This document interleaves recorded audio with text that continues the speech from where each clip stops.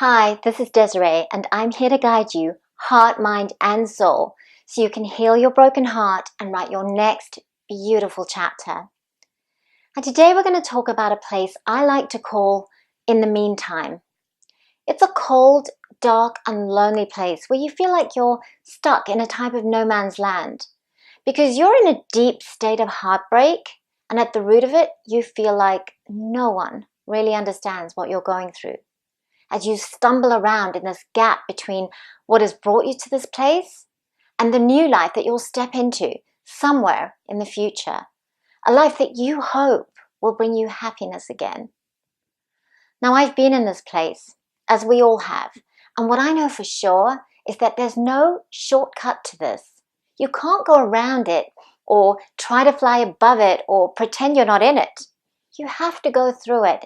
And actually, it has a very distinct purpose. It's not there to trap you in the darkness forevermore. It's there to help you level up, shake off the dross, grow, and step into more joy, purpose, and meaning. But you can't do that until you shed the skin of what has brought you here in the first place. Even the super successful business people that I've spoken with have shared that they have found themselves in this place quite a few times, always just before making the next evolutionary leap. So this is a place of deep reflection, of sparring with the truth, of defining what's possible so that something new can be born. Now, the thing about being in the meantime is that you must understand how to stop resisting it and instead turn it into your ally, your guide, your feedback system.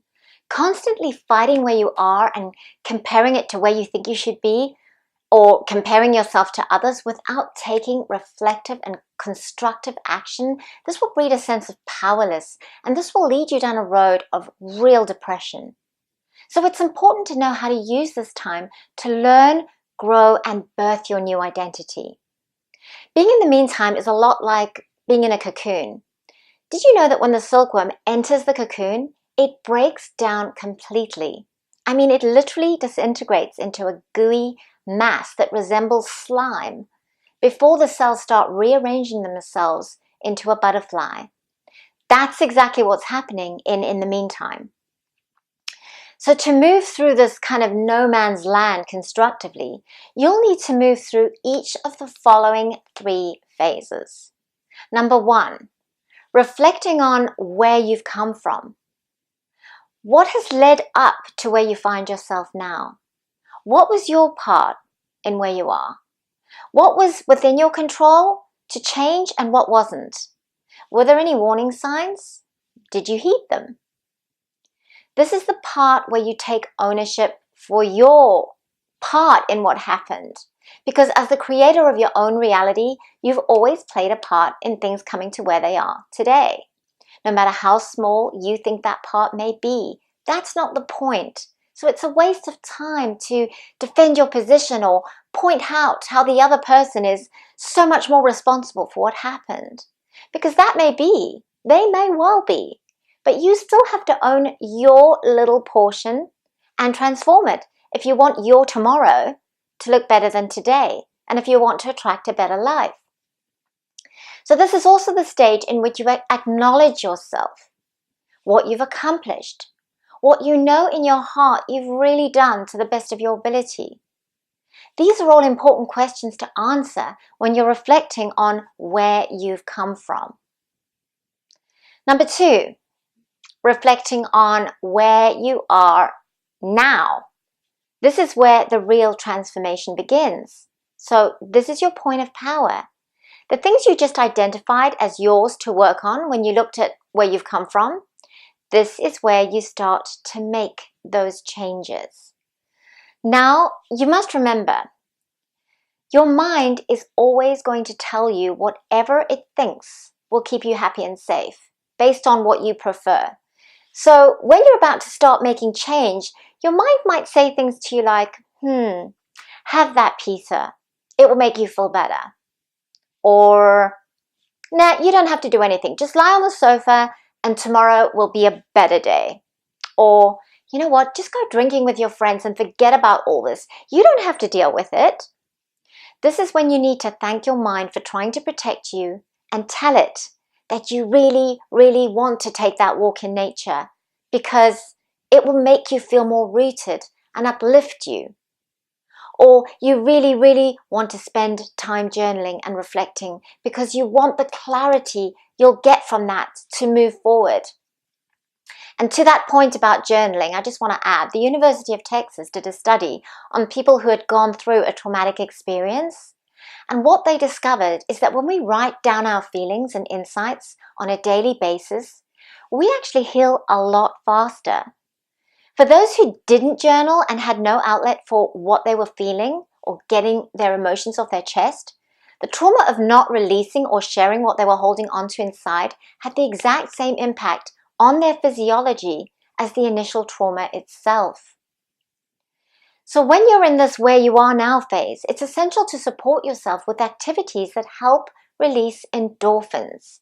These are the feel-good hormones. And you need them because this is how you stay strong and focused and how you're able to move out of feeling so stuck.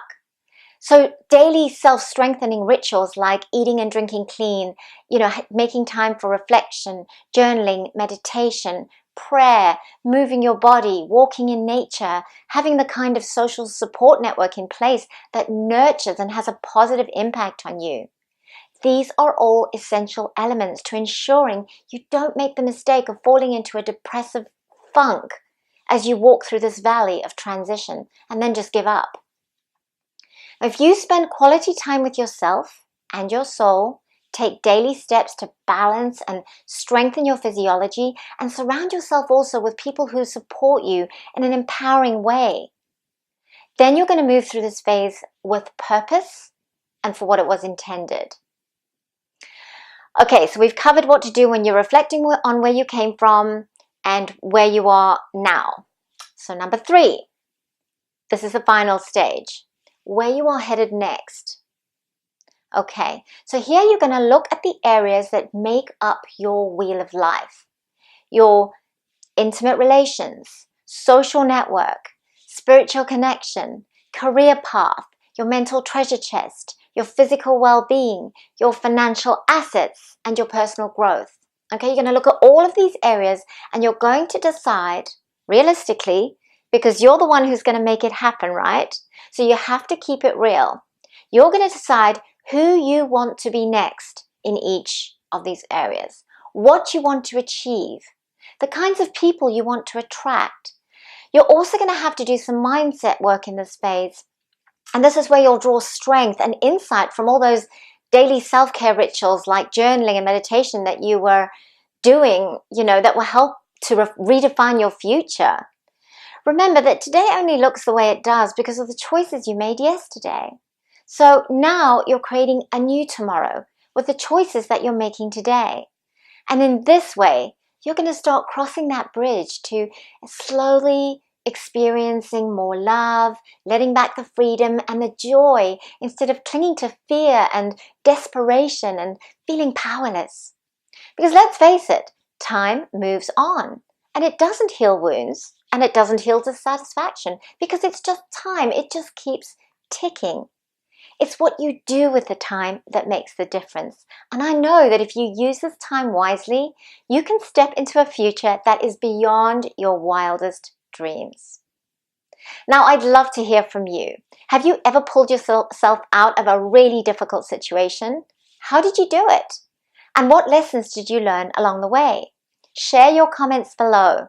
And if you like this video, give it a thumbs up or share it with someone who really needs to hear the message it contains today. For more videos just like this or to receive regular words of healing, empowerment and inspiration straight to your inbox, head over to myluminousheart.com and sign up for my newsletter. Stay connected to your heart and keep letting the love in because you deserve to live your best life and share that beautiful, radiant light that only you can shine. Until next time.